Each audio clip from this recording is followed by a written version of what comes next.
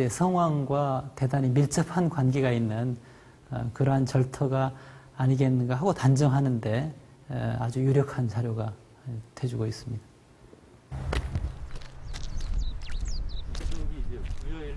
실제 능산리 사지가 성왕과 관련이 깊다는 건 사찰 옆에 위치해 있는 능산리 고분군을 통해서도 확인할 수 있다.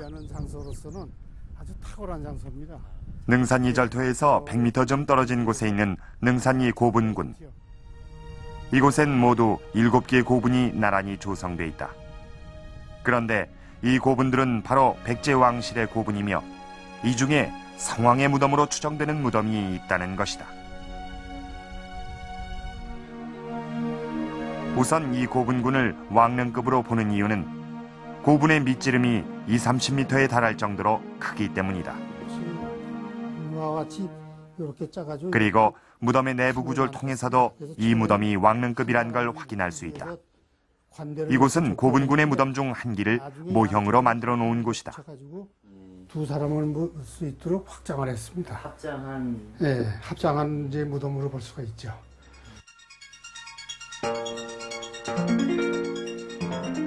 시신을 모셔두는 현실이다. 각 벽면이 거대한 하나의 판석으로 이루어져 있다. 그리고 벽면과 천정엔 벽화가 그려져 있는데 네 벽면엔 사신도가 그려져 있고 천정엔 연꽃과 구름 무늬가 그려져 있다.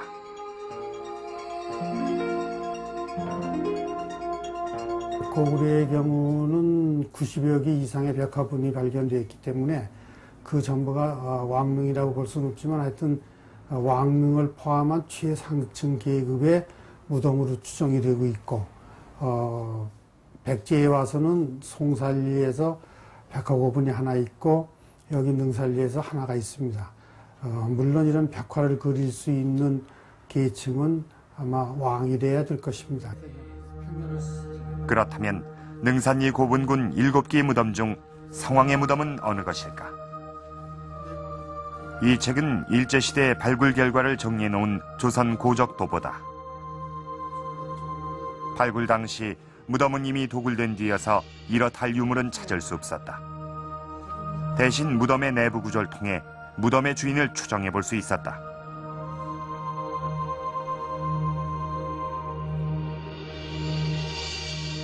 무덤군을 바라봤을 때 아랫열 오른쪽 무덤은 이런 모양이었다.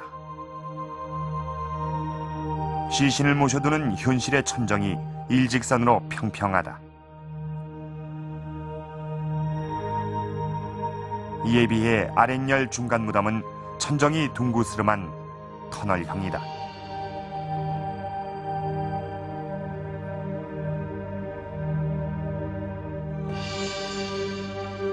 아랫열 왼쪽 무덤은 벽면과 천정을 이어주는 부분이 꺾여 있다. 그래서 전체적으로 보면 오각형 구조를 하고 있다.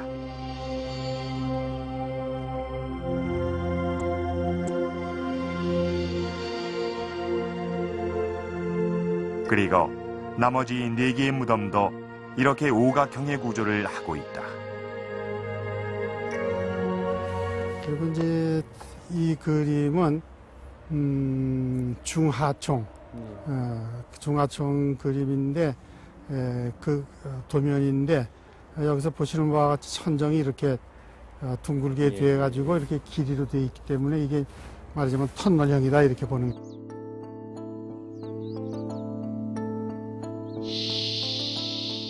일곱 개의 무덤 중에 성왕의 무덤으로 추정되는 건 아랫열의 중간에 있는 무덤이다.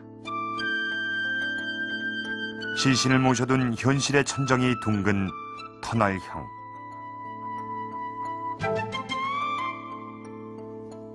그런데 이 구조는 공주에 있는 무령왕릉, 바로 성왕의 아버지인 무령왕의 무덤과 똑같은 구조다. 그래서 여기 와가지고는 공주의 벽돌을 돌로 바꿔만 놨지 구조 형식 면에서는 완전히 똑같습니다. 그것은 무엇을 얘기를 하냐면은 공주에서 바로 이쪽으로 이어지는 형식이다. 그렇게 얘기할 수 있고 따라서 여기에 있는 7개의 왕릉 중에서는 이 가운데 있는 무덤이 제일 오래됐고 제일 오래됐다 그러는 것은 이 부여의 천도에서 제일 먼저 별세한 왕이 성왕입니다. 그래서 이 무덤을 성왕릉으로 이제 추정을 하고 있습니다.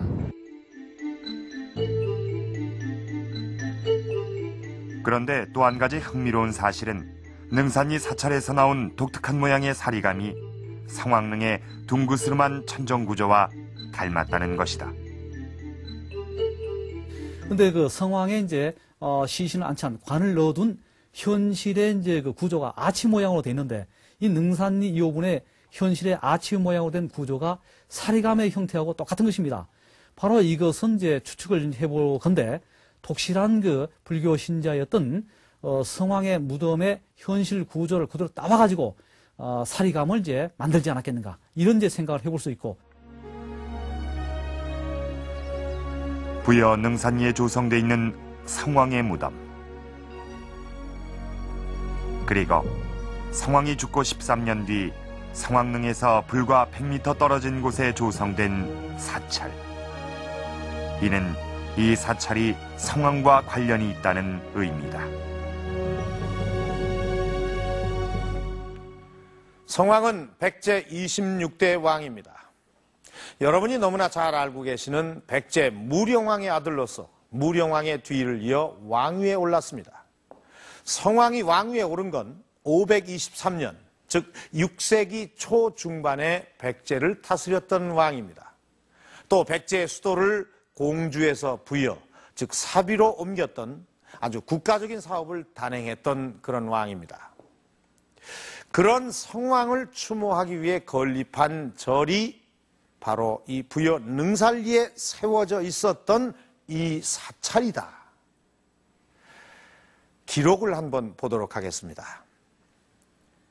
백제 여창, 봉위 고왕, 위도백인, 다조 번개, 종종 공덕. 해석을 해보면 여창, 즉 위덕왕이 고왕, 여기서 고는 돌아가신 아버지를 의미하는 한자입니다. 그러니까 위덕왕의 아버지인 성왕이 되는 것입니다. 위덕왕은 아버지인 성왕을 받들기 위해서 100명을 출가시켜서 승려가 되게 하고 또 번개를 만들고 공덕을 닦았다. 이렇게 해석이 되는 것입니다. 그런데 아마 여러분 여기서 이 번개라는 말이 좀 생소하게 들리실 겁니다. 이 번개는 이 사찰의 천정에 종이나 천으로 그 장식하는 그런 것을 의미하는 것입니다. 그러니까 이 기록에 의하면 이 위덕왕이 아버지인 성왕을 추모하기 위해서 이 대규모의 불교적인 의식과 행사를 거행했다는 것입니다.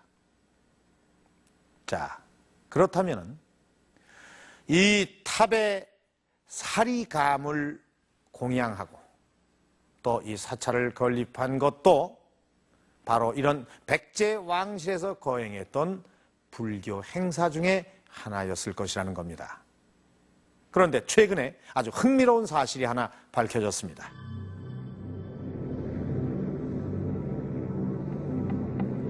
일본 나라현에 위치한 법룡사. 4만 4천 평에 달하는 이 거대한 규모의 사찰은 일본에서 가장 오래된 목조 건물이다.